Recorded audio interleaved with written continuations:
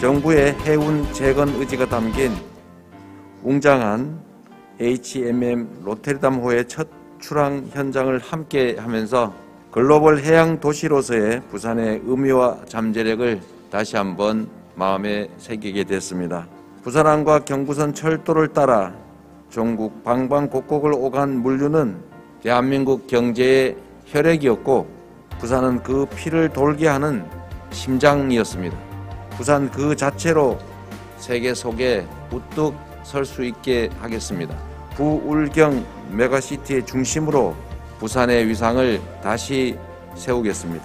첫째, 가덕도 신공항을 2029년까지 개항하고 연계 교통망을 확충하겠습니다. 건설과 운영의 효율 극대화를 위해서 가덕 신공항 건설공단, 가덕 신공항 공사를 적기에 신설하겠습니다. 부울경 어디에서나 가덕도 신공항에 닿을 수 있는 GTX급 철도망을 구축하고 연결도로와 연계 광역교통망 확충을 추진할 것입니다. 둘째, 2030 부산 세계박람회의 유치 성공 기반을 차질 없이 마련하겠습니다. 2030년 세계박람회의 개최지가 결정되는 내년 11월까지 부산의 유치 경쟁력을 극대화하겠습니다. 시베이 파크선 트램을 비롯해서 저탄소 친환경 대중교통수단을 확충함으로써 전국 방방곡곡에서 손쉽게 박람회장을 방문하실 수 있도록 하겠습니다. 셋째, 부산을 해운산업의 메카로 육성하겠습니다. 해양 데이터 산업 혁신 클러스터를 지정해서 부산을 해운 정보산업의 선두주자로 육성할 것입니다.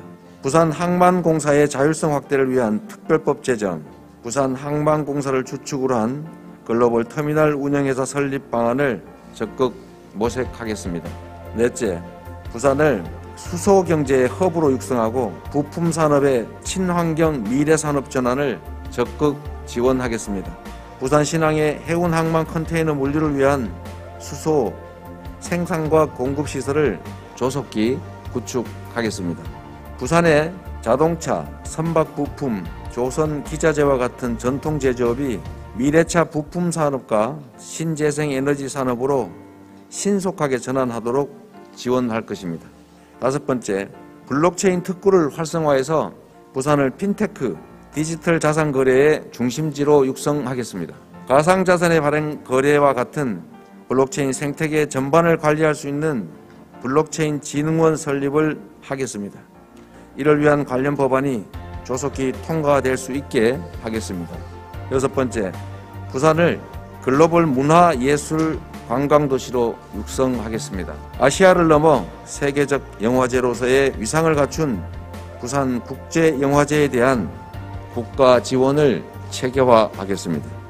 부산을 거점으로 한 글로벌 투자 배급사의 육성, 웹툰 산업 발전을 위한 산학관 협력 모델 구축, 게임 문화 콘텐츠 융합 복합타운 조성 사업을 적극적으로 추진하겠습니다. 일곱 번째, 광역교통망 확충으로 부울경 메가시티 1시간 생활권을 보장하겠습니다. 부산, 양산, 울산 광역철도의 재정사업으로의 전환을 적극 추진합니다. 동해선, 경전선 이 두 철도선의 기점 그리고 종점이자 부산의 도심과 가덕도 신공항의 연결점이 되는 부전역을 부울경 메가시티 중앙역으로 강화하고 주변 지역의 종합 개발 방안을 마련하겠습니다. 여덟 번째, 경부선 철도를 지하화하고 그 속에 숲길, 청년 창업 문화공간, 청년 기본주택 조성을 위한 마스터 플랜을 수립하겠습니다. 사람은 지상, 차량은 지하라는 대원칙 아래 부산 도심을 단절시킨 경부선 철도, 그 중에서 구포역, 부산진역 구간의 지하화를 추진합니다. 기존 경부선 철도 구간에 시민과 청년이 일하면서 생활할 수 있는 부산의 미래 공간을 조성하겠습니다. 아홉 번째, 부산 지역 내 의료 격차를 해소하고 공공의료 벨트를 완성하겠습니다. 현재 추진 중인 서부산 의료원이 적기 개원할 수 있도록 하겠습니다. 오랫동안 제 역할을 기다려온 침례병원의 공공병원화도 적극 지원하겠습니다. 대한민국 수출의 심장이었던 부산은 앞으로 미래 세대를 위한 균형 발전의 이정표가 되고 지방의 미래가 되고 유라시아 태평양의 새로운 관문이 될 것입니다.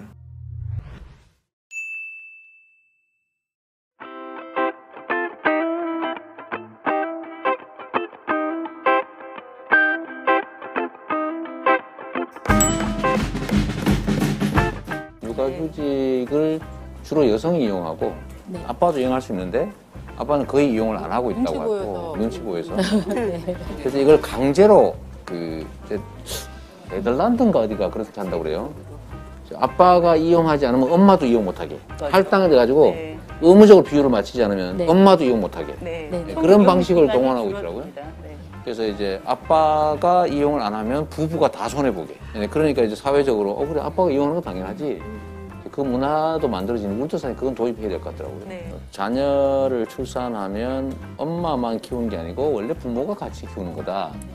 그리고 육아휴직도 엄마만 하는 게 아니고 부모가 다 같이 하는 거고 공평하게 육아 책임을 지는 거다. 이거를 이제 사회에 사인을 주는 거 아니겠어요? 네. 그래서 그건 정말 중요한 일일 것 같아요. 엄마들이 육아 스트레스 이렇게 말은 되게 쉽게 하는데요. 그 스트레스를 본인이 겪어보지 않으면 모르거든요. 모른다. 네, 자, 근데 이거 방송 보시는 우리 아빠들 아시겠죠? 우리 국민들께서도 행복하게 아이 낳아서 기를 수 있는 그런 세상 되었으면 좋겠고요. 새해 복 많이 받으시면 좋겠습니다. 감사합니다. 네.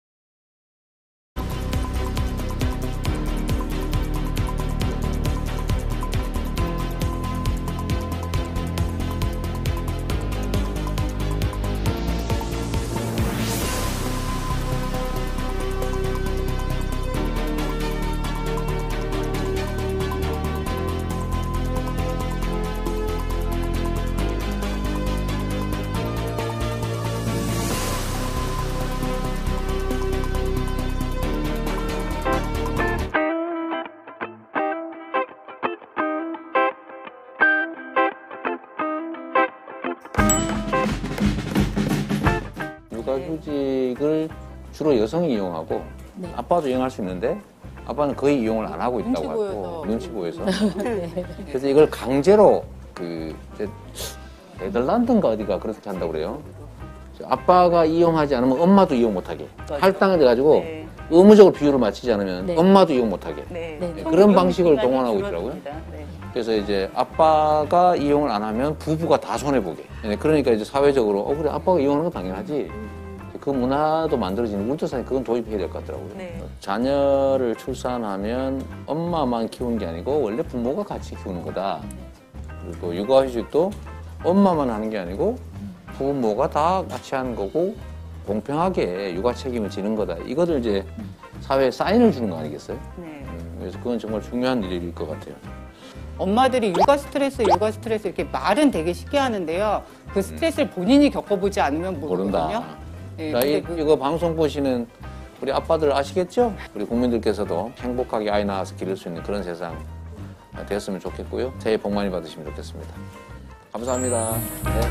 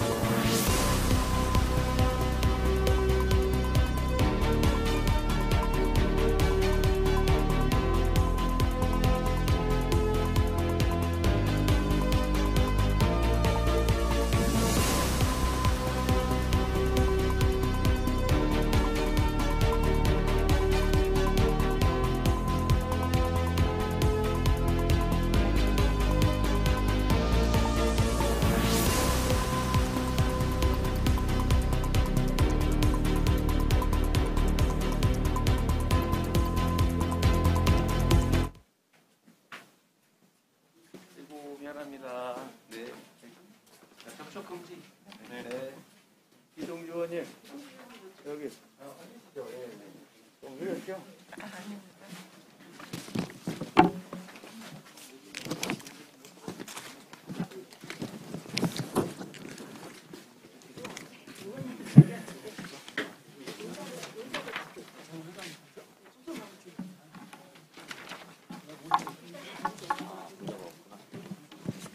네. 네, 반갑습니다. 약간 시간이 지체돼서 먼저 좀 양해의 말씀을 드립니다. 바로 간담회를 좀 시작하도록 하겠습니다. 저는 오늘 간담회 사회를 맡게 된 더불어민주당 소상공인 특별위원장 이동주라고 합니다. 지금부터 전국 자영업자 소상공인 대표단 긴급 간담회를 시작하도록 하겠습니다. 네, 많은 분들도 계시고 코로나 방역 관계상 또 행사의 원활한 진행을 위해서 애국가 등 국민 의례는 좀 생략하도록 하겠습니다. 양해 부탁드립니다. 오늘 자리는 전국의 소상공인 자영업자 여러분들을 설 직후에 민심을 경청하고자 하는 의미도 있고요. 그동안에 우리 이재명 후보님이 메타버스를 비롯해서 골목 상권을 계속 수레를 하셨습니다. 현장의 목소리를 많이 들었는데 오늘은 특별히 전통시장 상인연합회라든가 소상공인연합회라든가 대한민국의 700만 소상공인들을 대표하는 대표적인 단체 대표자분들을 좀 모셔갖고 좀 더 정책적이고 집약된 현안 의견을 좀 나누는 그런 좀 긴급 가담회로 좀 잡았습니다. 그래서 오늘 순서는 참여하신 분들을 간단히 소개해 드리고요. 후보님의 인사 말씀에 이어서 단체 대표자분들의 준비된 발언을 듣는 순서로 진행을 하겠습니다. 먼저 참석하신 분들을 소개해 드리도록 하겠습니다. 이재명 더불어민주당 20대 대통령 선거 후보님 오셨습니다. 박수 부탁드립니다. 다음으로는 자영업 소상공인 참석하신 분들 소개해 드리도록 하겠습니다. 전국상인연합회 정동식 회장님 오셨습니다. 수석 부회장 구범린 회장님 오셨습니다. 윤장국 부회장님 오셨습니다. 손중호 부회장님 오셨습니다. 이충한 부회장님 오셨습니다. 다음으로 소상공인연합회 오세희 회장님 오셨습니다. 김완수 수석 부회장님 오셨습니다. 김기용 이사님 오셨습니다. 유덕현 관악지부장님 함께 오셨습니다. 이상백 경기도지회 직무대행님 오셨습니다. 코로나 자영업 비대위의 이창호 공동대표님도 함께 오셨습니다. 그다음에 한국 중소상인 자영업자 총연합회 방기용 회장님 오셨습니다. 인천광역시 골목상점가 연합회 장영원 회장님 오셨습니다. 전국 가맹점주 협의회 하승재 의장님 오셨습니다. 코로나 피해단체 연대 고장수 공동대표님 오셨습니다. 경기도 소공인 연합회 김영흥 회장님 오셨습니다. 안산 청년몰 톡의 가격 박연우 대표님 참석해 주셨습니다. 다음으로 우리 국회의원님들 소개해 드리도록 하겠습니다.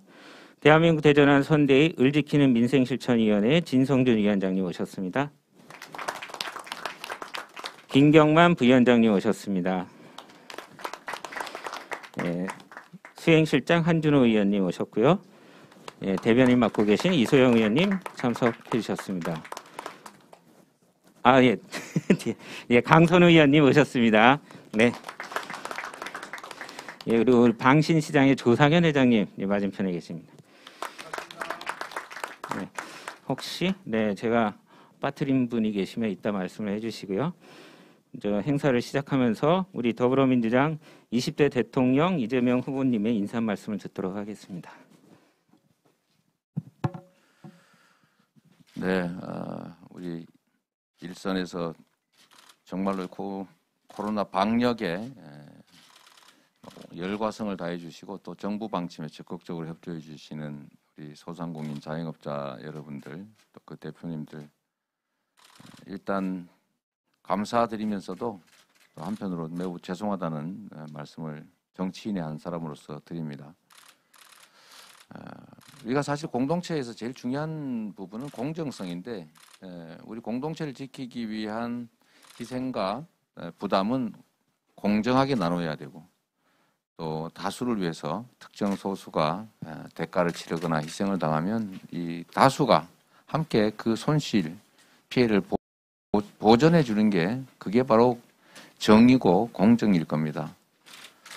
그래서 전 세계의 다른 나라들을 보면 대체적으로 GDP의 한 4% 정도, 우리나라 기준으로 하면은 한 280조 원 정도가 될 텐데, 하여튼 한 14% 정도를 이제 직접 지원에 재정 지출을 했다. 전 세계 국가 부채 비율이 코로나19를 지나면서 대체적으로 한 10% 남짓 다 올라갔어요. 그래서 대개 평균 한 130% 가까이 이제 돼 가는 것 같습니다. 근데 우리나라는 정말로 안타깝게도 국민들에게, 특히 이제 소상공인 자영업자들에게 영업 제한이나 아니면 뭐 인원 제한 등등 온갖 그 방역 조치로 손실을 부담을 시켰는데, 그 손실을 다 보상해주지 않은 건 당연하고, 오히려 거기다가 이제 빚을 줘가지고 돈을 빌려줘서 견뎌내고 나중에 더 위험한 상황에 처하도록 만들었죠. 근데 보면 금융 지원 규모는 다른 나라하고 거의 비슷합니다.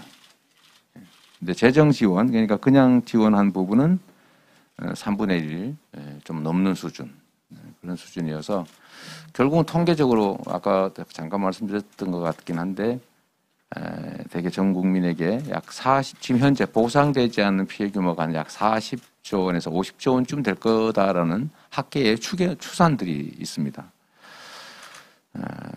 결국 이번 추경을 통해서도 지금 그 추계를 벗어난 추가의 피해가 발생하고 있는 상태에서 이제 미래에 이번 방역 강화 조치로 인한 손실을 보전해 주기 위한 추경이 심의 중이긴 합니다. 근데 저는 이번에도 최대한 추경을 확대해서 추가적 손실에 대해서 정부 책임을 분명하게 좀 하자. 그래서 뭐 여러 가지 조치들이 있죠. 일단 손실률을 보상률을 올린다든지 최저 보상액을 상향한다든지 또 대상자를 넓힌다든지 보상 금액을 또 증액한다든지 조치들이 이루어지긴 하는데 저는 이것만으로도 역시 부족하다. 그래서 야권이 말로만 주장하는 것이긴 하지만 여튼 35조 원 정도가 필요하다고 하니 최소한 그 이상을 좀 확보하는 것이 필요하고 제가 윤석열 후보께는 35조 원 추경 마련하자 그러면서 다른 예산을 깎아서 이미 확정된 다른 지출을 줄이면서만 이 재원을 마련해라. 초의 지출 조정을 해서 만들어라는 조건을 붙여놨는데 그 조건을 좀 철회해 주시길 부탁드립니다. 그거 결국 하지 말라는 얘기거든요. 말로는 손님 보고 집으로 들어오라고 하면서 문을 쾅 닫아버리는 것과 같은 꼴이어서 실현 불가능한 조건을 떼고 35조 원 지원하자는 말이 진정성 있게 우리 국민들께 납득될 수 있게 해주면 좋겠다는 생각이 듭니다. 그 외에도 저는 아까 말씀드렸던 지금까지의 우리 국민들께서 입은 특정 국민들께서 입은 피해에 대해서 정확하지는 않겠지만 제가 대통령이 당선되는 즉시 정부와 협조하고 또 잘 안 되면 취임 직후 곧바로 긴급 추경이나 또는 가능하면 긴급 재정 명령을 통해서라도 50조 원 전후 규모의 50조 원 가량의 코로나 지원을 즉각 실시할 계획이다라는 말씀을 드립니다. 그리고 그 중에는 이제 이 코로나 사태로 우리 국민들께서 입은 피해들, 손실과 부채 이런 부분에 대해서 국가가 책임지는 방안을 좀 찾아야 되겠다 이렇게 생각하고요. 지금은 코로나19의 양상이 많이 바뀌었습니다. 그러니까 소수가 감염되고 치명률이 높은 그럴 때는 완전 봉쇄 작전을 해야 되겠죠. 지금은 많이 발생하는데 피해는 적은 상태. 이럴 때는 이 봉쇄로 얻는 이익보다 봉쇄 때문에 입는 피해가 더 크다. 그런 상황이기 때문에 유연한 방역 체계로 스마트 방역 체계로 전환해야 된다. 그 중에 하나가 3차 접종을 마친 사람들에 대해서는 12시, 밤 12시까지 영업을 할 수 있게 영업점에 출입할 수 있게 해주자라는 걸 지금 계속 정부에 촉구하고 있습니다. 그래서 저는 이거를 명칭을 이렇게 붙여보려고 해요. 대규모 통합형 회복 플랜을 만들자. 대규모 통합형 회복 플랜. 거기는 이제 방역 방침의 전환을 포함해서 이제 영업 제한 완화죠. 그리고 상응하는 보상과 이제 과거 피해에 대해서도 보상 지원하는 이런 방식을 동원해야 될 것 같습니다. 위기의 시대에는 역시 유능한 리더가 필요하다라고 생각합니다. 저는 경기도지사로 재임하면서 복지부나 또는 검찰까지도 망설이는 신천지에 대해서 명단 확보를 위한 이제 강제력을 행사했고 또 그것 때문에 사실은 뭐 정치적 타격도 크게 입었습니다만 그래도 해야 되는 일을 했습니다. 그리고 이만희 회장, 신천지 회장이 검사를 거부할 때 그걸 검사를 강제해서 관련자 전원을 검사하게 한 성과도 냈고 그래서 행정력을 최대한 동원해서 방역은 정말 다른 어느 지방 정부보다도 뚜렷하게 잘 해냈다라고 자부하고 우리 도민들께서도 그렇게 인정해 주셨습니다. 위기에는 유능한 리더가 필요하고 또 위기가 클 때는 위기 극복 총사령관과 같은 국가 리더, 국가 지도자가 필요한데 저는 충분히 제가 이를 감당할 만한 역량을 갖추고 있다고 자부하고 또 100%는 아니겠지만 어떤 후보보다도 낫다 이렇게 자부합니다. 위기를 극복하는 것도 중요한데 위기를 기회로 만들어서 앞서가야죠. 이럴 때가 이 격변기에 결국은 대내외적인 위기 관리를 잘하고 그 속에서 기회 요인을 찾아내서 정부의 역할을 늘리고 국민들의 정말 뛰어난 DNA, 위기 극복 DNA를 활용해서 국민과 함께 이 위기를 넘어서 뿐만 아니라 기회로 만드는 것이 결국 국가 지도자의 역량이다. 이렇게 생각합니다. 현장에서 정말 어려우실 텐데요. 제가 자꾸 이렇게 극단적 선택을 하는 분들이 있다는 보도를 볼 때마다 정말 가슴 아픕니다. 저의 인생 경험에도 그런 부분이 없지 않아서 그게 얼마나 절박할 때 그런 마음을 먹고 또 그걸 시행하게 되는지를 알기 때문에 그런 상황, 그 절박함, 암담함, 처절함 그런 것들이 조금이라도 좀 줄어들 수 있도록 최선을 다하겠다는 말씀드리고 오늘 여러분 말씀도 잘 들어서 정책과 공약에 잘 반영하도록 하겠습니다. 고맙습니다. 네, 맞습니다. 더 폭넓은 손실보상과 피해 지원, 스마트한 방역체계 전환을 골자로 한 대규모 통합점 회복 플랜에 대한 말씀을 강조해 주셨습니다. 이제 본격적으로 우리 현장 단체장분들의 말씀을 듣겠습니다. 충분히 시간을 드려야 함에도 불구하고 양해 말씀을 좀 드리겠습니다. 한 7분이 준비를 하셔갖고요. 한 2분씩만 압축적으로 좀 발언해 주시면 좋겠습니다. 먼저 전국상인연합회 정동식 회장님 말씀 부탁드리겠습니다. 예, 방금 소개받은 전국상인협회 회장 정동식입니다. 예. 이렇게 귀한 시간 만들어주신 우리 후보님께 감사의 말씀을 드립니다. 저희 서민들은 여야가 없다라고 생각을 합니다. 정부에서는 여야가 있을지 몰라도 저희들은 서민 경제를 살리는 하나의 근간이자 뿌리라고 생각을 합니다. 이래서 19년도 12월 달에 코로나가 발생이 되고 지금까지 많은 고통을 감내를 하고 있습니다만은 그러나 현실적으로 피부에 와닿는 그러한 손실 내지 재난에 대한 지원을 제대로 받지 못하고 있습니다. 그래서 저희들 전통시장이나 상경가도 그러한 부분에 소외되지 않도록 좀 도와주시고 저희들이 정부에 건의를 많이 합니다. 이래서 국회에도 유통산업발전부 내지 여러 가지 법안을 올려놓고 있습니다만은 여야 대립관계로 저희들이 그러한 부분이 통과되지 않는 부분은 상당히 어려운 우리 전통시장 내지 상경가 그리고 소상인들에게 치명적인 그러한 사례가 되고 있습니다. 이러한 부분도 좀 더 신속하게 법안이 통과될 수 있도록 여당에서도 우리 후보님께서도 각별히 좀 신경을 써서 우리 서민 경제가 살아날 수 있도록 도움의 말씀을 드리고자 합니다. 그리고 제가 마지막으로 한 가지 부탁의 말씀을 드릴 부분은 우리 전통시장 내지 소상공인 그 모든 상인들이 우리 대한민국에 없어서는 안 될 지역 경제를 살리는 뿌리입니다. 이래서 물론 많은 대기업에서도 좋은 일도 많이 하고 애로사항을 저희들에게 많은 도움을 주고는 있습니다만 좀 더 저희들 전통시장과 소상공인들 그리고 상경가 상인들이 밀접한 관계에서 뭔가 원만히 이루어질 수 있도록 그러한 유대관계가 원만히 될 수 있도록 정부에서도 지원을 좀 해주시고 이번 코로나로 인해서 많은 소외감을 느낍니다만 저희들 전통시장 상경가도 손실보상금 내지 재난지원금에 뭔가 좀이라도 혜택이 갈 수 있도록 그렇게 했으면 좋겠다. 최근 보면은 모든 재난지원금 손실보상금을 카드로 이렇게 많이 지급을 하다 보니까 사실 전통시장 상경가 매출이 약간 상승되는 건 사실입니다만은 따지고 보면은 예전에 비해서 매출이 상당히 많이 떨어져 있습니다. 그래서 이러한 부분도 감안해서 실질적으로 피부에 와닿는 그러한 도움을 좀 주입사하는 그러한 바람을 가지고 봅니다. 이상입니다. 네, 고맙습니다.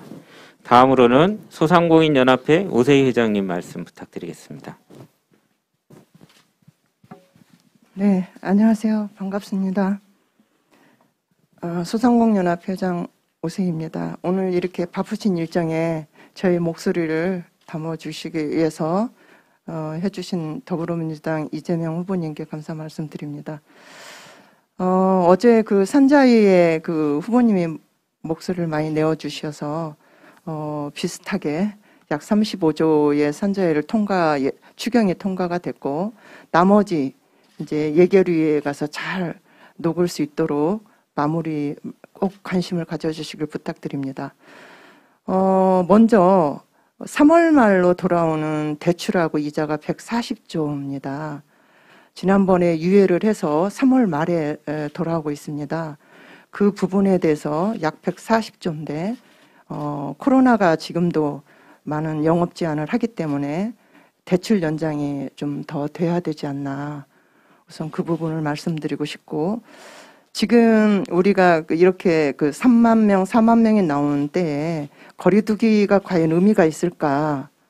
방역 체계는 과연 거리두기를 어떻게 관리를 할 수 있을까 했을 때 개인 방역으로 많이 돌리고 또 많이 개인 방역에 대한 어떤 매뉴얼을 가지고 개인 방역의 전환이 좀 필요하다 말씀드리고 마지막으로는 제가 진성준 저번에 의원님한테도 말씀드린 것처럼 코로나가 끝나도 이게 3년 정도의 또 회복 기간이 필요하기 때문에 지금 이렇게 매뉴얼이 안 되고 시스템이 안 갖춰져 있기 때문에 길에서 나가서 목소리 내고 각자 목소리를 내기 때문에 그 부분에 정부가 관리할 수 있는 희복위원회, 코로나 희복위원회 해서 TF팀을 만들어서 민관, 정부, 국회, 민간이 함께하는 정말 실무를 다룰 수 있는, 그래서 저희도 예측 가능하게 우리의 보상이 얼마 정도의 매달이 어떻게 들어오는구나, 아니면 우리는 앞으로 어떻게 해야 되는구나. 그래서 그런 전반적인 시스템을 구축할 수 있는 희복위원회를 만들어서 각계에서 나오는 목소리를 담을 수 있는 위원회가 정말 필요하다. 그렇지 않기 때문에 지금은 길에 가서 말하고 뭐 각자의 외침을 많이 하는데 이렇게 안 와서 목소리를 담을 수 있는 위원회가 필요하다. 저는 그렇게 말씀드리고 싶습니다. 그래서 TF팀의 회복위원회란 TF팀을 좀 만들어서 관리를 좀 해주시면 좀 우리가 어떤 해소를 할 수 있는지 않겠나 이렇게 생각합니다. 예, 감사합니다. 네, 고맙습니다. 좋은 의견 감사드립니다. 다음으로는 한국중소상인 자영업자 청년협회 방기용 회장님 말씀 듣겠습니다. 예, 저는 한국중소상인 자영업자 청년협회 상임위장 방기용입니다. 늘 바쁘신 일정에도 꼭 민생 현장, 자영업자 현장, 전통시장을 찾아주시는 후보님께 진심으로 감사의 말씀을 드리고요. 아까 이자 탕감 말씀은 하셨으니까, 근데 대출이자 연장, 대출 기간 연장도 중요하지만 아까 말씀하셨던 것처럼 빚이 너무 많기 때문에 연장과 유예 가지고는 헤어나기가 어렵습니다. 지금은 이제 조금 더 적극적인 조치인 탕감 조치도 필요하다고 생각이 들어서 거기에 대한 대책 좀 세워줬으면 하고요. 또 비가 오나 눈이 오나 어려우나 고통이 있을 때마다 줄어들지 않는 것이 임대료입니다. 임대료에 관한 특별한 방법이 지금 현실은 없는 것 같아서 이런 재난 시기나 어려운 시기에는 정부와 또 건물주와 임차인이 고통 분담하는 임대료법이 좀 특별한 조치법이 좀 필요할 것 같아서 그거에 대한 말씀을 좀 듣고 싶습니다. 이상입니다. 예, 답변은 또 한꺼번에 몰아서 하겠습니다. 의견 고맙습니다. 다음으로는 우리 인천광역시 골목상점가연합회 장영원 회장님 말씀 듣겠습니다. 예, 인천 골목청 상점가연합회 회장 장영환입니다. 저는 앞으로 드릴 말씀을 총체적으로 한마디로 표현한다면은 자영업자들 좀 살게 해 주십시오라고 부탁드리는 게 아니고 제발 좀 살려 주십시오라고 부탁을 드리고 싶습니다. 제가 와서 드리고자 했던 이야기들을 대체로 아까 후보님의 모두 발언에서 다 말씀을 해 주셔서 하나하나 언급하면 또 새삼스러운 얘기가 될 것 같습니다. 그러나 그중에서도 손실 보상을 다 못 해주겠는 액수만 해도 40조 50조가 된다는 그 말씀을 저는 절감을 하고요.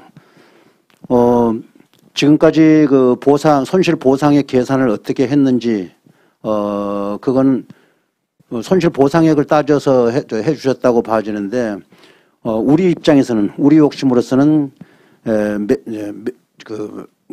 매출의 차이를 좀 메꿔주셨으면 좋겠다라고 좀 부탁드리고 싶습니다. 그리고 그 보상액 항목 가운데 조금 전에 말씀하셨던 임대료 조항도 반드시 좀 들어가야 된다. 왜냐하면은 인건비는 내가 매출이 줄으면 사람을 내보내도 조절이 가능하다고 하더라도 아시다시피 임대료는 문을 닫고 있어도 지출해야 되는 것이 임대료인데 이 부분이 우리 자영업자에게 가장 큰 부담이 되는 겁니다.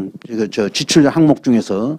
그러나 한 번도 이 부분에 대해서는 거론은 된다거나 아니면 거기에 대한 보상이 이루어졌다고 볼 수가 없기 때문에 그 점까지도 같이 포함해서 대책을 좀 세워주셨으면 감사하겠습니다. 그리고 또 한 가지는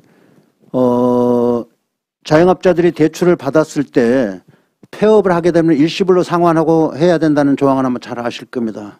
이 부분도 저희들에게는 대단히 큰 족쇄입니다.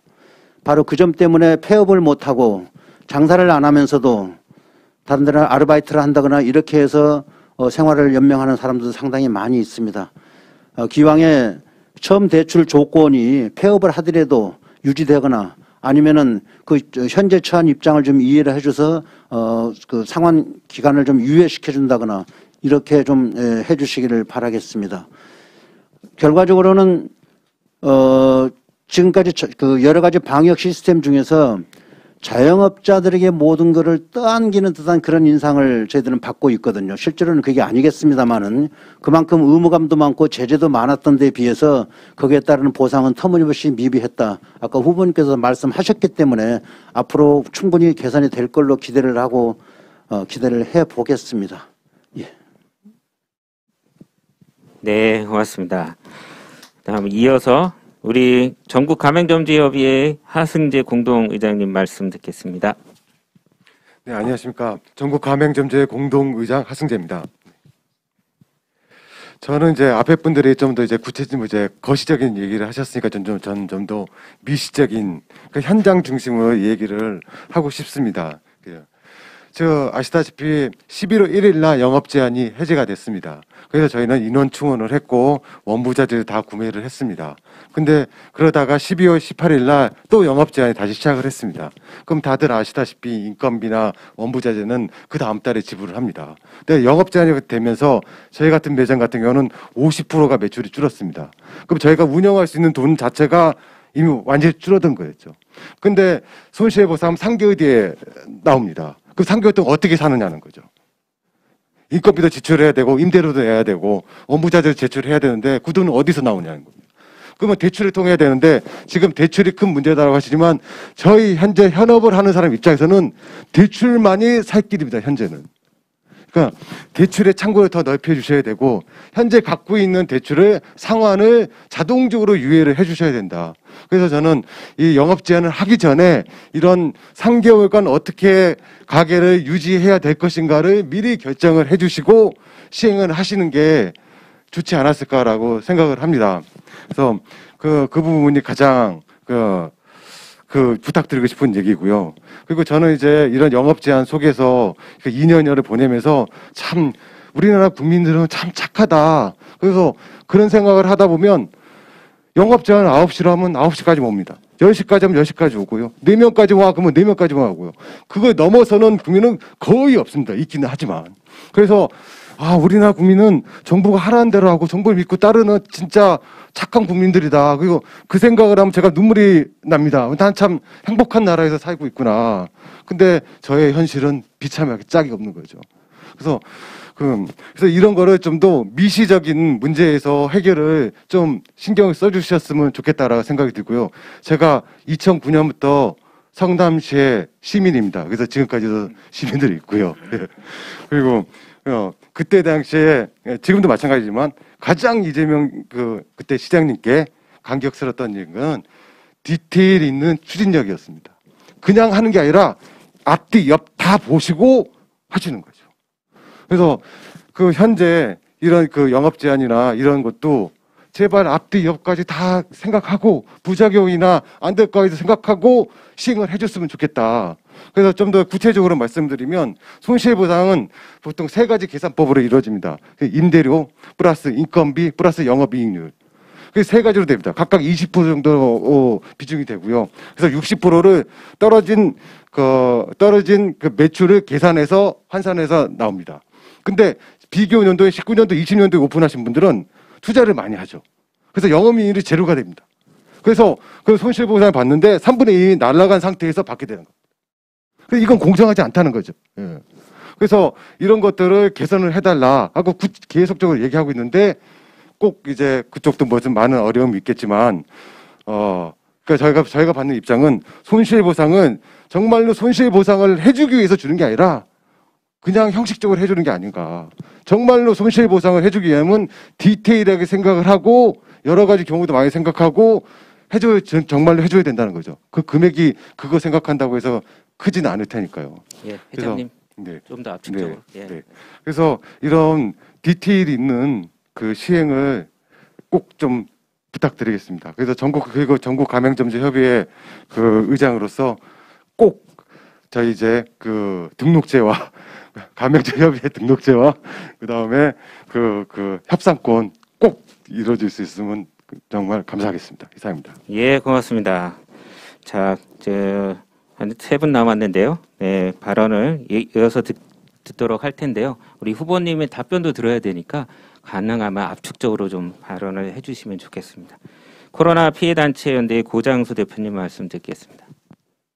네, 안녕하십니까. 코로나 피해 업종 단체 대표를 맡고 있는 고장수입니다. 저는 일단 후보님한테 두 가지를 좀 여쭤보고 싶습니다. 우선은 아까 전에 후보님께서 말씀하신 부스터샷 접종자에 한해서 24시까지 출입할 수 있는 그런 제도를 말씀하셨는데, 현장에서 자영업을 하고 있는 입장에서는 솔직히 조금 도움이 되는 건 사실이지만 업종 간 또 이해관계가 또 상충하는 부분이 분명히 존재합니다.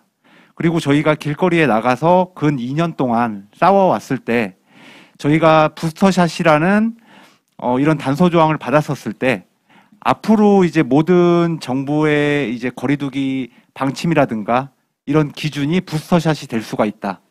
그런 우려감을 좀 많이 자영업자들이 가지고 있는 게 사실입니다.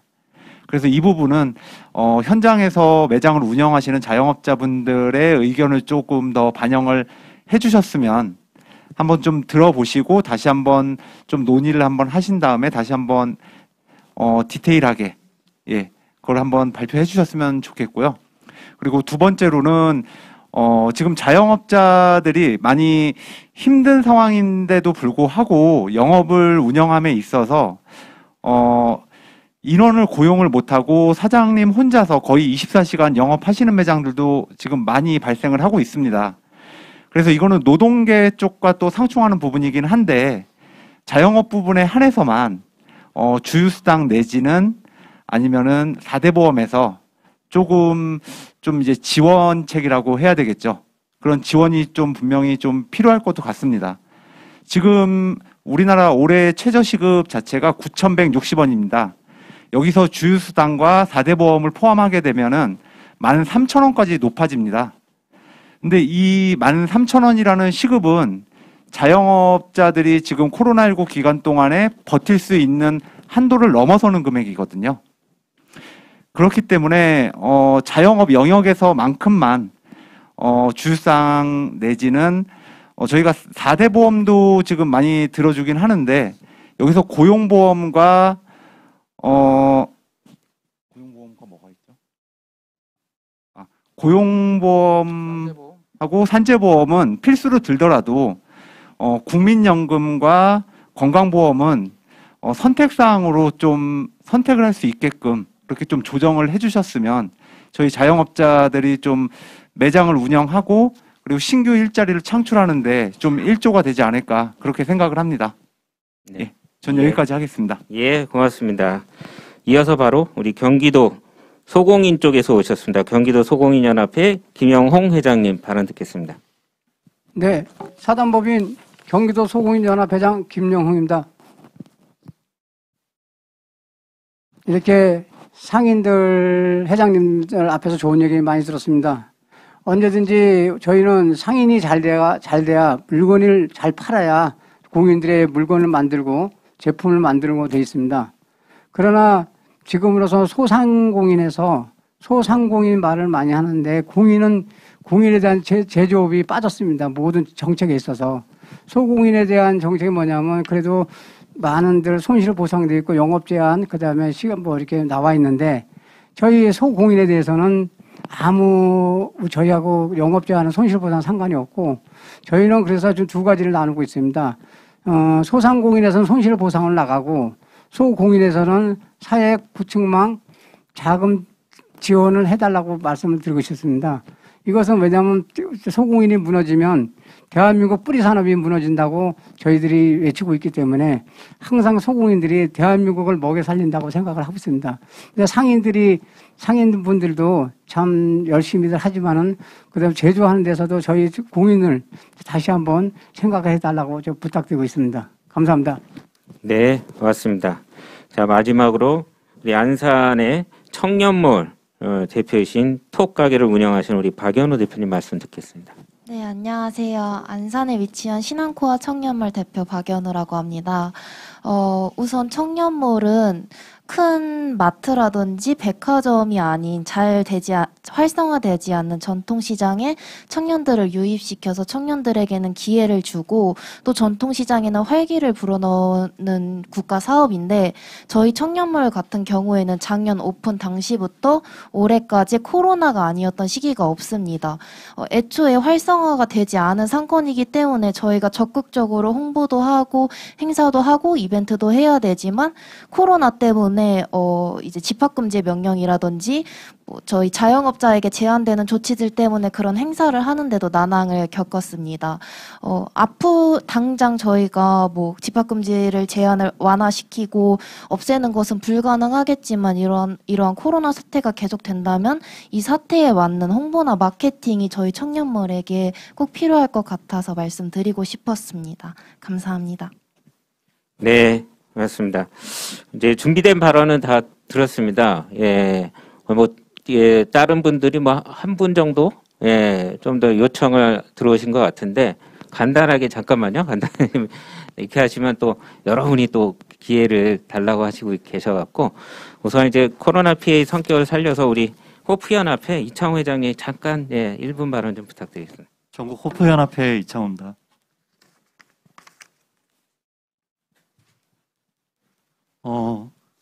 코로나 기간 동안 우리가 거리두기 정책을 보면 대부분 시간으로 정해져 있었습니다.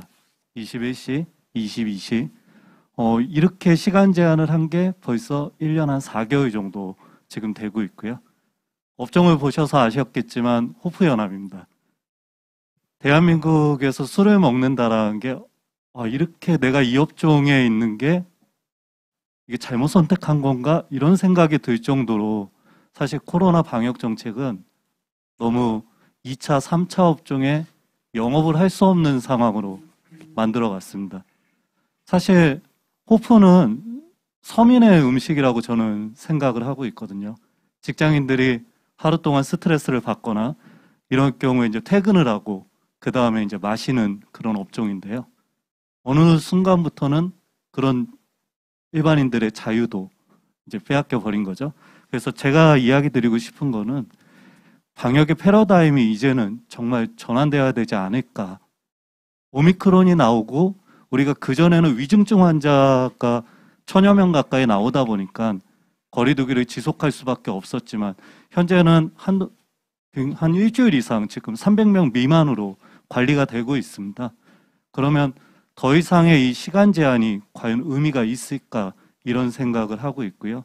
그래서 후보님께서 이런 정책적으로 당정에 이야기하실 때 더 이상 시간 제한보다는 이제 개인의 책임 방역 위주로 좀 바뀌어야 되지 않을까 이런 부탁을 드리고 싶고요. 또 하나 마무리로 드리고 싶은 거는 자영업자들이 코로나 기간 거의 2년 가까이 버티면서 부채가 상당 부분 쌓여 있습니다. 우리가 영업을 해야지만 이 부채를 갚을 수 있는데 현재는 영업을 할 수 없는 상황이고요. 또한 이 부채는 향후에 사회적 비용으로 분명히 발생할 수밖에 없습니다. 그러면 이 부채를 탕감할 수 있는 방법을 정부는 고민해야 된다고 보거든요. 다음 정부가 들어서더라도 자영업자들의 이 부채를 어떻게 탕감할 것인지 이거에 대해서 심도 깊게 좀 고민해 주셨으면 합니다. 네, 감사합니다. 고맙습니다. 네, 양해 말씀을 좀 거듭 부탁드리고요. 더 말씀을 하고 싶으셔도 제 얼굴을 봐서라도 좀 참아주시고요. 딱 한번 아까 일어나신 김에 우리 이충환 회장님 말씀만 마지막으로 듣겠습니다. 네. 네, 죄송합니다. 1분만 말씀드리겠습니다. 저는 경기도 상인연합회장 이충환입니다. 사각지대 없는 손실 보상도 굉장히 중요합니다. 그런데 언젠가는 코로나가 종식될 것이고 코로나가 종식됐을 때 어떻게 소비가 이루어져서 시장 상인들이 도움되고 각 개별 상가들이 도움될 것인가에 대한 대책도 세워야 된다고 봅니다. 그런 것들을 봤을 때 지역화폐가 굉장히 큰 역할을 했다고 저는 자부를 하고 있고 믿고 있는데 불행하게도 2,400억으로 77%가 이미 깎였죠. 지금 올해 이제 지역화폐 예산이. 그래서 다음 정부에서는 최소한 2조 원 정도는 확보를 해서 지역화폐가 확산돼서 지역경제 또 시장 상권이 살아날 수 있도록 반드시 좀 해줘야 되지 않나 저는 그런 견해를 가지고 있고요. 또 하나는 그 후보님께서 기본소득에 대해서 굉장히 좀 관심이 많이 있는 거 알고 있습니다. 얼마 전에 제가 농민 기본소득에 대해서도 말씀하신 것 같은데요. 그러면 이제는 상인 기본소득에 대해서는 어떤 견해가 있으신지 그 의견을 좀 듣고 있습니다. 이상입니다. 감사합니다. 네, 아주 좋은 의견 감사합니다. 자, 이제 우리 여러분들의 의견을 듣고 우리 후보님께서 답변을 좀 간단히 해주시도록 하겠습니다. 네, 말씀을 다 하려면 밤을 새도 어려울 겁니다. 그만큼 현장이 어려운 거죠. 경제가 어렵고 또 여러분의 영업 활동이 엄청난 피해를 입고 있기 때문에 하실 말씀이 얼마나 많으시겠어요. 여러분들 말씀들 거의 대부분은 저희가 이제 이미 정책 공약으로 발표를 했거나 아니면 또 아까 드린 말씀에 대부분 포함되어 있습니다. 상인 기본소득을 하는 것은 쉽지 않을 것 같고요. 이제 정말로 공익적 필요가 있는 부분들, 예를 들면 청년, 또 육아, 이제 청소년, 또 정년퇴직하고 연금 개시 전에 장년 한 5년 정도, 이런 정도는 정말 특별한 보호의 필요성이 있는데, 근데 모두가 예를 들어 상인 아닌 사람, 상인은 전부 다 그 나이는 지나갈 거니까.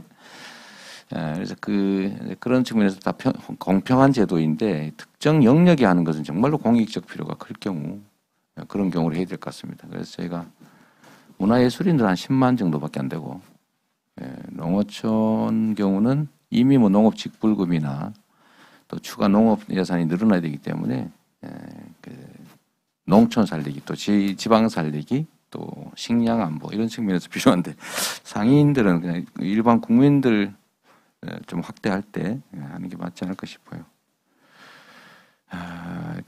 다 일일이 다 말씀드리기는 어렵고 부채 탕감 방안은 저희가 이미 전에 발표드린 것도 있습니다. 예를 들면 소급형 PPP는 사실 이제 이 PPP 제도라고 하는 게 빌려는 주는데 실제로 임대료나 인건비 등등으로 사용된 경우는 감면해 준다 이런 건데 이게 이제 미래에 대해서만 이제 제도적으로 하겠다는 것이고 과거에 대해서는 얘기가 없어서 제가 소급형으로 하겠다는 말씀을 드렸고 소급형이라고 하는 얘기는 사실 이미 기존에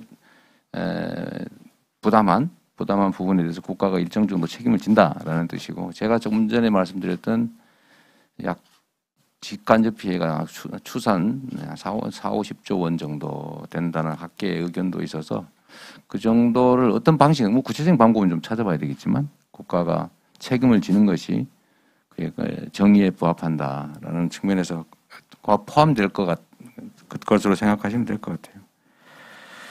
자, 개인 방역 위주로 전환해야 된다라는 점을 이제 사실은 이제 서구 선진국들 중에는 이렇게 전환한 곳이 꽤 있죠.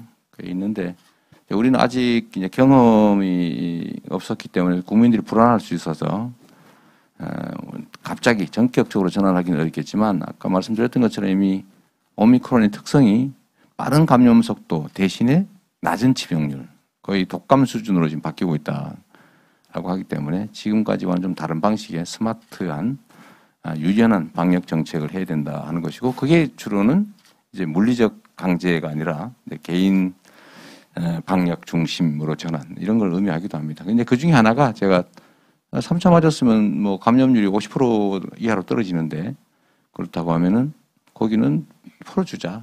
그래서 좀 감염 백신 접종도 좀 유도할 수 있지 않겠냐. 이래서 이제 첫 출발점으로 저희가 계속 제기하는 거예요. 자, 그리고 소공인 정책이 없다 했는데 우리 소공인은 좀 분리해서 소공인 전담 부서도 좀 만들고 하자는 말씀은 이미 저희가 드리긴 했습니다. 참고하시고요.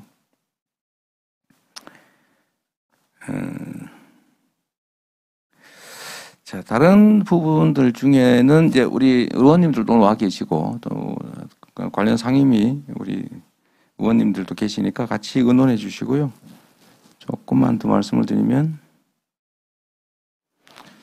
자, 대출 관련해서도 마찬가지로 이제 상환 기간 연장은 당연히 해야 될 일이고요. 그 중에 일부는 어쨌든 코로나19 확산 방지를 위한 또는 코로나19 극복을 위해서 부담하지 않아도 될 손실을 부담했다면 그 부분은 우리 공동체, 즉 국가가 책임지는 게 맞다. 다만 구체적으로 어떻게 할지는 우리가 같이 또 안을 모아보겠지만 그 부분은 저는 명확하게 말씀드립니다.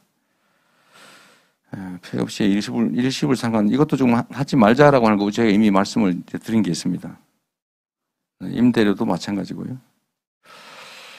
빚탕감액이 똑같은 말씀이었고 임대를 인하하잖아요. 임대를 인하하는 것은 건물주에게 부담을 시키는 것이어서 그게 그렇게 용이하지는 않습니다. 결국은 이제 국가와 공동 부담하는 방식으로 뭔가 좀 대책을 세워야 되는데 그게 결국은 이제 PPP, 소급형 PPP 뭐 거기에 포함될 수밖에 없는 거죠. 그래서 우리도 임대료와 인건비 부분은 빌려는 주되 감면해 준다. 뭐 이런 말씀을 드렸던 겁니다. 대출 연장은 뭐 당연히 해드려야 될 일이고요. 어쨌든 정동식 회장님 아까 제가 따로 간담회 할 때 말씀하신 게 거의 대부분이어서 여기서는 생략하도록 하고, 일단 저희가 당도 당이고 저희 선대위에서도 책임을 지고, 그리고 저는 뭐 우리 국민들께서 유능한 경제 대통령, 또 실적으로 증명된 위기 극복 총사령관으로 저를 선출해 주실 거라고 확신합니다. 그렇기 때문에 반드시 이제 정책으로 책임을 지겠다는 말씀을 드리면서 말씀을 저는 마치도록 하겠습니다. 고맙습니다. 네, 고맙습니다. 예, 후보님 말씀을 마무리로 해서요. 오늘 행사는 좀 마칠까 하는데요. 따로 별도의 기념 촬영을 생략할까요? 예, 준비됐으면, 그러면 같이 참석하신 모든 분들하고 오늘 자리를 기념하면서 또 말씀해 주셨던 정책을 이후에 꼭 반영하겠다라는 의지로 기념 촬영을 좀 하겠습니다. 그래서 앞쪽으로 좀 자리를 모아주시고요. 뒷열 좀.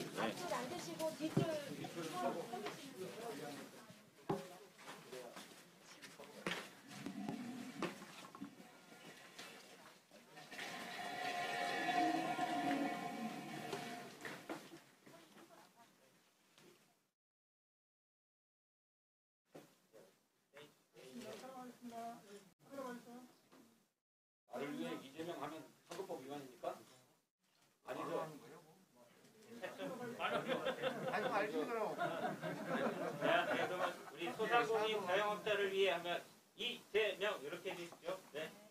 소상공인 자영업자를 위해 이재명.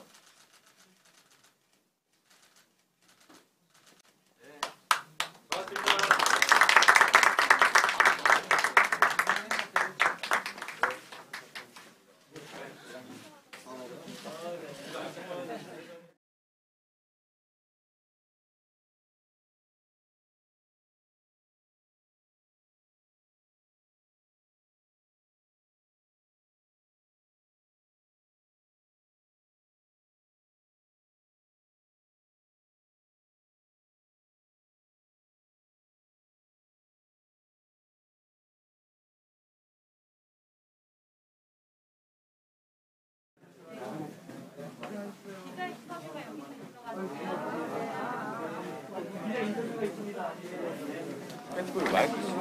마이크 이거 써도 돼요.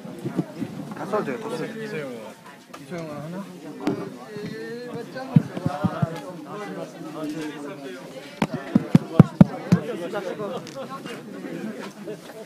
의원님 마이크. 이거 후보님 마이크예요? 아니요. 이건 제 거?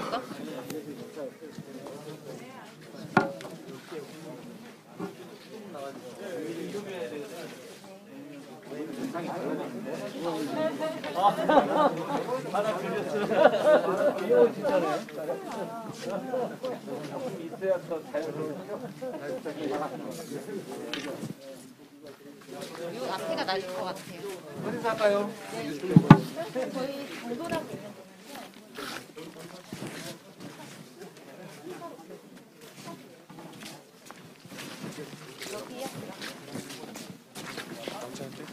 여기 카메라 라인에 나와주세요. 네. 나와주셔야 됩니다.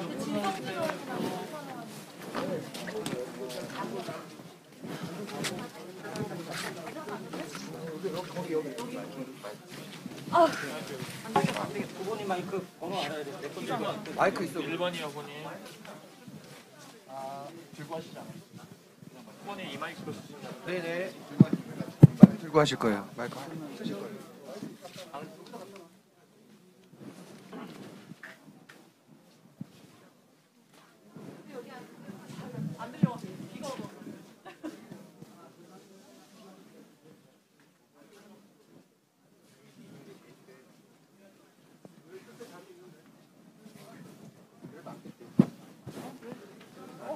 기자님 마이크 쓸 거예요. 네. 그래 마이크 쓰세요. 옆에 저기 앉으시면 됩니다.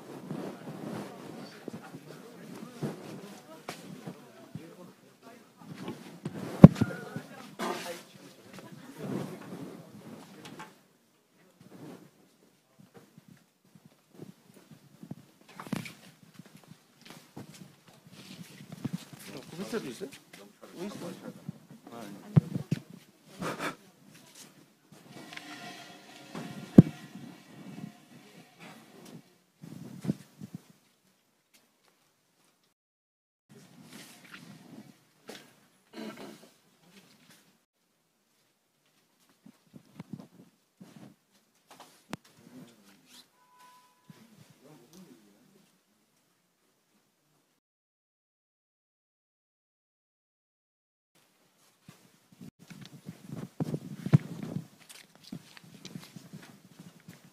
어디서?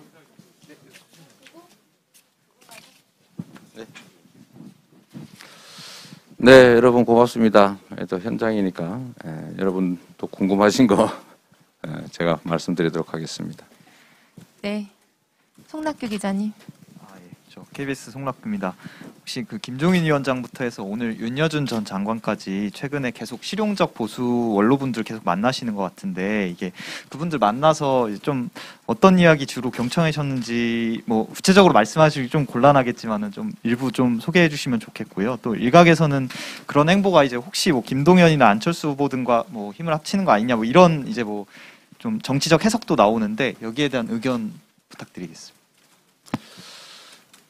지금은 온 나라가 위기 상황이고 또 위기 상황을 넘어서서 또 기회로 만들어서 세계적으로 우리가 선도하는 나라로 나아가기 위해서는 우리가 가진 힘과 지혜를 다 모아야 된다라고 생각합니다.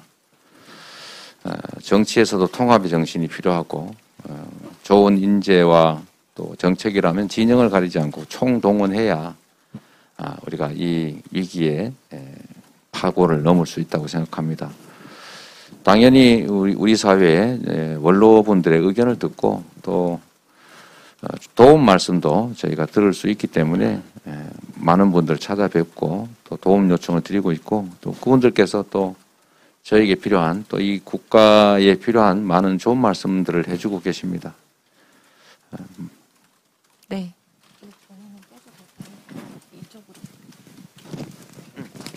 마이크가 가려져 있어요. 네. 네, 안규현 기자님. 최근 베이징 올림픽에서 이제 중국 편파 판정으로 젊은이들이 분노하고 있는데요. 어제 후보님께서도 관련해서 짧은 글을 페이스북에 올리셨던데 어떤 생각이신지 좀 더 설명해 주시면 감사하겠습니다. 먼저 그 국위 선양을 위해서 열심히 뛰다가 부상당한 박장혁 선수 빠른 쾌유를 기원합니다. 매우 실망스럽고 또 우리 국민들이 가지시는 분노에 저도 같은 느낌을 갖습니다. 지구촌 화합의 장이어야 될 북경 올림픽이 이게 자칫 동네 잔치로 중국 동네 잔치로 이렇게 좀 변질되고 있다는 그런 아쉬움이 들고 이 편파 판정에 대해서 우리 중국 체육 당국이 또 중국 당국이 좀 성찰할 필요가 있겠다는 생각이 듭니다. 이 올림픽의 기본 정신이 공정성인데 이것 훼손해 가면서 단기적으로는 중국 국익에 도움이 될지 혹시 모르겠지만 그러나 결국은 지구촌 화합을 해치는 또 우리 국민들께서 이렇게 분노하게 하는 그 정말 좋지 않은 결과를 만들어내고 있다는 점을 다시 한번 지적하고 강한 유감의 뜻을 표시합니다. 네, 다음 질문 있으실까요? 네, 기자님. 네, 안녕하세요. 매일경제 최예빈 기자입니다. 오늘도 홍남기 부총리께서 물가 상승 압력, 대외 신인도 하락 우려 등을 들어서 추경층에게 반대하고 계시는데 여기에 대해서 좀 반박을 하신다면 어떻게 반박하실지 궁금합니다. 참 자주 지적하는 것처럼 홍남기 부총리께서는 이 차가운 현실의 어려움들을 체감하지 못하시는 것 같습니다. 이 폐업에 또 심지어 극단적 선택을 할 수밖에 없는 이 엄혹한 상황을 만든 것은 기본적으로는 코로나 때문이지만 다른 나라들이 비교할 수 없을 정도로 정말 짜디 짠 정부 지원으로 인해서 발생한 일이라는 점을 정말 깊이 생각하셔야 합니다. 다른 나라에 비해서 우리나라 가계부채 비율도 가장 높고 또 평소에 개인 가계 지원도 너무 작고 또 전 세계에 비견할 수 없을 만큼 매우 낮은 국채 비율을 유지하고 있는 것이 자랑할 일도 아닌데 국채 비율을 핑계 대면서 다른 나라보다 엄청나게 낮은 국채 비율을 유지하려고 하는 것도 결국 우리 국민들을 위한 행정을 하기보다는 숫자와 관료 자신들을 위한 행정을 하는 게 아닌가, 탁상 행정을 하는 게 아닌가 그런 아쉬운 생각이 듭니다. 지금이라도 우리 현실에서 겪는 우리 국민들의 어려움 충분히 감안하시고 특히 국가가 감당해야 될 일들을 자영업자, 소상공인들에게 대신 부담시킨 점에 대해서 그걸 보존해 주는 게 국가의 기본적인 책무라는 사실을 깊이 좀 새겨 주시기를 바라고 야당도 요구하는 최소한 35조 원 이상의 추경 예산이 신속하게 편성이 돼서 우리 국민들께 지원될 수 있도록 협조하기를 다시 한번 촉구합니다. 네, 오늘 질의응답 여기까지 해야 할 것 같아요. 꼭 하셔야 되겠어요. 네, 그럼 마지막으로. 네, 뉴스원의 서혜림 기자라고 합니다. 첫 번째 했던 질문에서 조금 한 가지만 더 여쭤보고 싶은 건데요. 좀 기회가 만들어진다면 안철수 후보를 만날 뵐 생각도 있으신지 궁금합니다. 정치에서 권한을 행사하는 과정에 당연히 모든 역량을 합쳐야 된다고 제가 말씀드렸고 그게 국민내각 통합정부라는 것으로 표현될 것이다라고 말씀드렸습니다. 선거 과정에 어떤 협력이 가능할지는 정말로 너무 다양해서 그러니까 하나의 사안으로 단순하게 답변하기 너무 어렵습니다.